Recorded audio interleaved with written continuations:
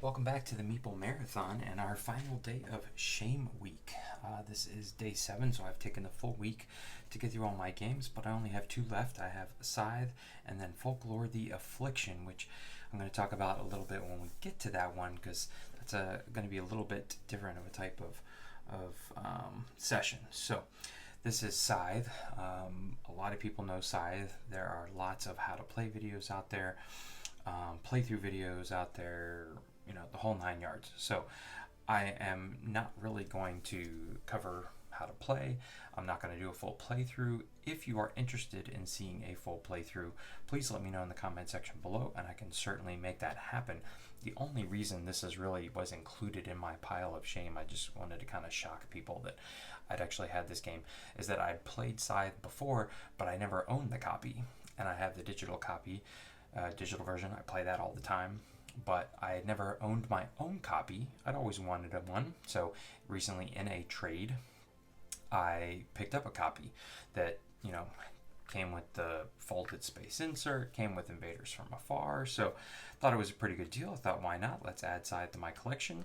And it really has not been sitting on the shelf that long, but to completely play everything in my collection that I hadn't played before, I counted this one almost just for fun. So that's the reason why this one made the list. It's not that I had never played Scythe before. So we are simply just going to play through this one, and then I'll come back. One of the things I do want to touch on here is this will be the first time I'm using the ScytheKick app for the Automa. So I've put away the Automa deck, which is the traditional way to play with the Automa, and I'm checking out the ScytheKick app. I just have the standard version now, which is free to download, but you can pay to get all this extra stuff, including adding in some of the expansions, but also you can have a map where literally you can track your movement, and then it tells you exactly where to move the people.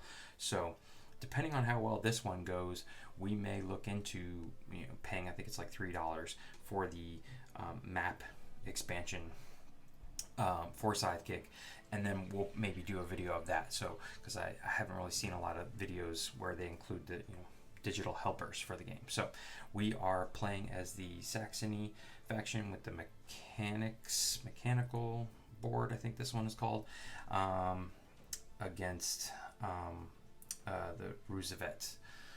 So yeah, red versus black. I did do the random draw. I apologize for that. The black's a little difficult to see on camera, but since it's not a full playthrough, I didn't worry about it too much. Other than that, we are just going to go ahead and get started with the game.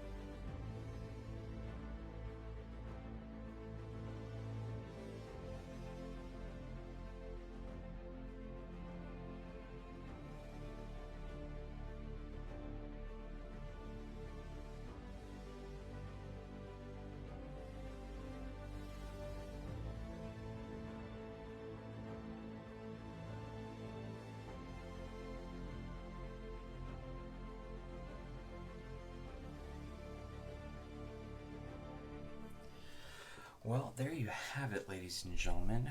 I got my butt kicked. The AI was very aggressive in this version, and swooped over and just kept kicking my butt. It doesn't help that one of my objective cards said to have 0 power and 13 popularity. So I went out and got my first objective card, which is basically a race to the factory. got that, made sure my power was down at 1, and then basically tried to just get, it was like a priest card, which I don't think helped me, because I spent all this time boosting up my thing without staying. I basically lost a lot of combat. Kept getting kicked back to my base, and he just kept spreading relentlessly. You can see his powers were. Anyways, I'm not going to get into the tactics. Just a real quick about ScytheKick here. The base app, which is free to download, is essentially just the deck of cards. It took me a few minutes to figure out how to go back and forth and to bring up a combat card, and I think I actually, this also didn't help. I think I shuffled through some of the cards faster than I was supposed to, because I think I kept bringing up combat cards accidentally, and then would discard them. But what I was hoping was that it would bring up the cards, and you'd be able to tap on things for it to tell you what to do. It didn't do that. It's literally just a kind of carbon copy of the card. So for me, who it's been a while since I've played with the physical version of the Automa, most of my solo Scythe gameplay recently has been on the digital app. And so I don't have to remember all the stuff that the Automa does. I don't have to remember what the symbols mean.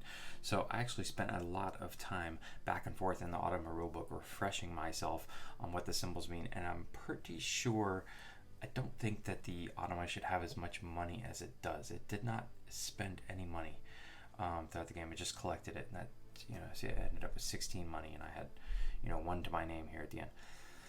So I don't think I played it right. So ScytheKick is not quite as nice as I would like, but again, this was the free version, so I may splurge for. I'm going to look into some of the reviews and see what people say, and go back and reread what the add-ons will add you, because what I essentially want is to not have to remember what all the symbols mean. I like playing against the Automa and having that kind of automated movement. I could go into the app and play against another simulated character, but I want to play against the Automa. It's just a matter of not wanting to have to remember what all the symbols are. There's lots of symbology in this game, and it's enough to remember what your board is going to mean. So anyways, obviously Scythe is going to stay in my collection. It's it is not as high up on my list as it is for some people, but it is a great game. In my opinion, it's very unique. It's got this mixture of action selection game. It's not a worker placement game, even though you have workers out there. It's much more of a action selection game. But I really love the aspect of top and bottom actions, and upgrading to make the top actions better and the bottom actions cheaper, and getting your factory card. I just like all the aspects of this game. It's very unique. So this copy, obviously, I traded for it, even though I'd already played it and could play it digitally. I obviously am going to be keeping this because I made the effort to go out and find a physical copy to add to my collection. So all that aside, let's move on to Folklore The Affliction for our final game of Shame Week.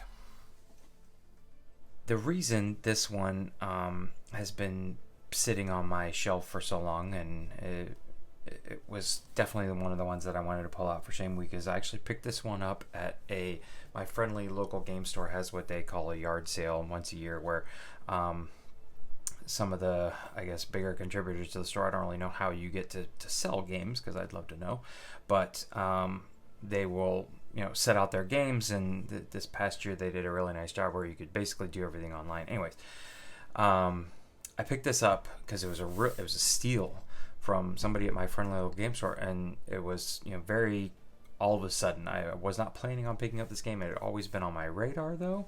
I was very curious about the character creation and how it was like D&D in a box. So I picked it up, and it wasn't really prepared to get into the lengthy campaign.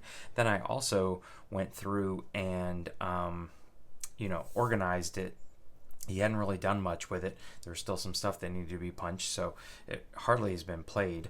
But then realized that I needed a few things one of which was the character pad. I didn't really want to print on my own, and so I purchased some of those, but also some of the dials that Greenbrier Games had created, because the whole turning of that, or moving up and down and rotating these little cards to keep it up next to it, just seemed like that was a nightmare and would be constantly messed up. So I'll point those out here in a minute. But really, I think just kind of I set this off aside. I was waiting for those items to come in from Greenbrier, and they, it's not like Amazon where it came in 2 days. And so this kind of got forgotten about. When the stuff arrived, I just threw it in the box, and yeah, then it's just been sitting there. So I am wanting to get this one going here. It's probably going to stay in my collection unless the first couple playthroughs are absolutely awful. So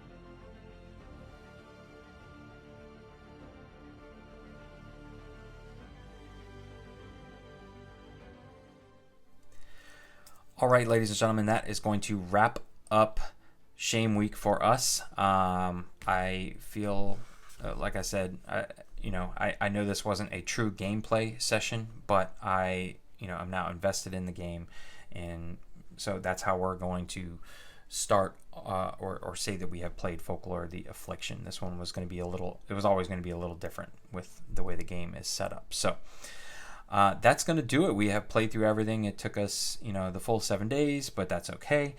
Be on the lookout in the next couple days here for me to give a full report on all the games we played, and I'm going to go through, after playing them all one time, what do I feel like I don't need to keep in my collection? What do I want to give a second chance to, and what I am definitely going to keep? So we're going to go through all the games one last time. Very, very, very brief reviews on each one, tell you what I liked and disliked and what I plan to do with it. So keep an eye out for that video coming very soon on the channel. Once again, thank you for humoring me here during Shame Week and helping me commit to this.